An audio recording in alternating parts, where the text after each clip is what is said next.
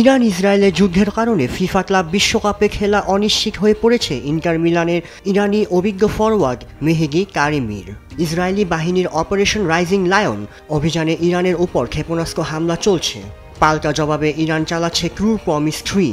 চলমান এই সংঘাতে বন্ধ হয়ে গিয়েছে ইরানের বিমানবন্দরগুলো, আটকে পড়েছে ইন্টার মিলানের ইরানি স্ট্রাইকার মেহেদি কারিমি। গত মঙ্গলবার বিশ্বকাপ বাছাইয়ে উত্তর কোরিয়ার বিপক্ষে ইরানের হয়ে গোল করেছেন তিনি। শনিবার লস অ্যাঞ্জেলেসে ইন্টার মিলান দলে যোগ দেওয়ার কথা থাকলেও বিমানবন্দর হামলার কারণে আকাশপথ বন্ধ থাকায় যুক্তরাজ্যের দলের সঙ্গে যোগ দিতে পারেননি তিনি। ফলে আগামী মঙ্গলবার ক্লাব বিশ্বকাপে মনকেইর বিপক্ষে ম্যাচে থাকছেন না কারিমি। সংঘাত দীর্ঘ হলে পরের ম্যাচগুলো মিস করতে পারেন তিনি। ইরানের হয়ে 94 ম্যাচে 55 গোল করা এই স্ট্রাইকার গত জুলাইয়ে পোর্তো থেকে 3 বছরের চুক্তিতে ইন্টারে যোগ দেন। এই মৌসুমে বদলি খেলোয়াড় হিসেবে করেছেন 3টি গোল। তাকে ছাড়াই নতুন কোচ ক্রিস্টিয়ান চিভুর অধীনে মাঠে নামবে ইন্টার মিলান। কারিমির অনুপস্থিতিতে আক্রমণভাগ সামলাবেন লাউতারো মার্টিনেজ ও মার্কাস থুরাম।